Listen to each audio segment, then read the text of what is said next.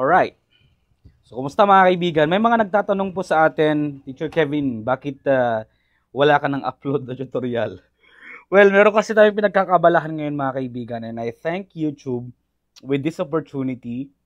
Yung YT Shopping mga kaibigan, no?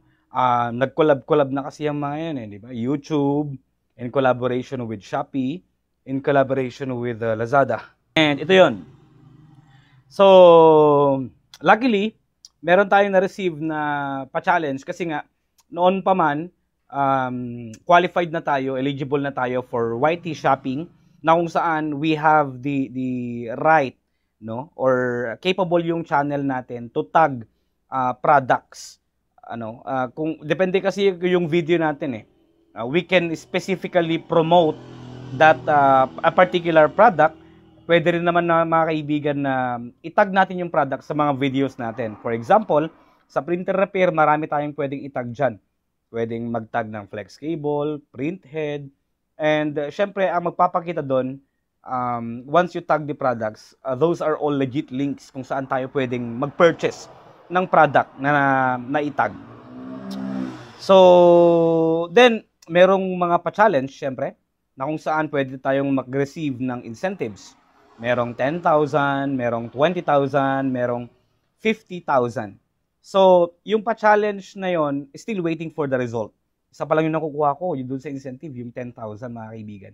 Hindi ko pa nakukuha cash kasi nga it will take up to 90 to 120 days bago yun may process.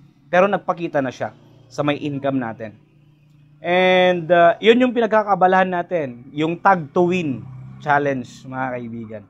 So, medyo wala pa tayong upload. Sa regular videos, wala. Pero sa shorts, marami. Kasi nandun lahat ng mga uploads natin ng mga products. Okay?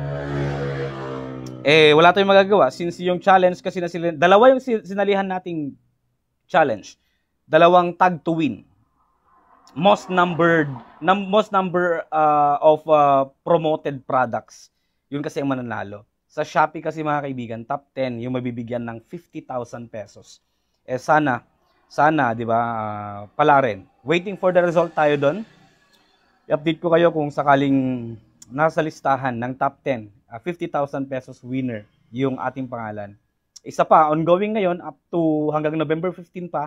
Kaya I think hanggang November 15 wala pa tayong regular upload na tutorial. Shopee kasi mga kaibigan, natapos siya ng November 7. And nag-register tayo ulit kasi meron na naman recently, merong partnership si YouTube and Lazada. Nagpa-challenge din si Lazada.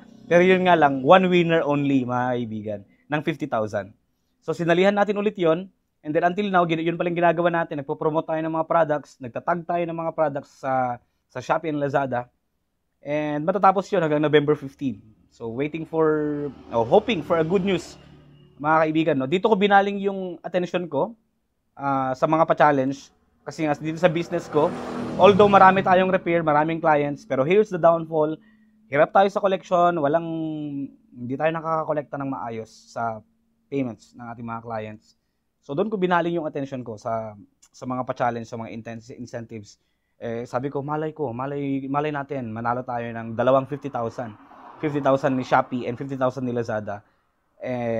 Baka pang next year, pambungad, 2026, kung manalo tayo, 100,000, that will be our year.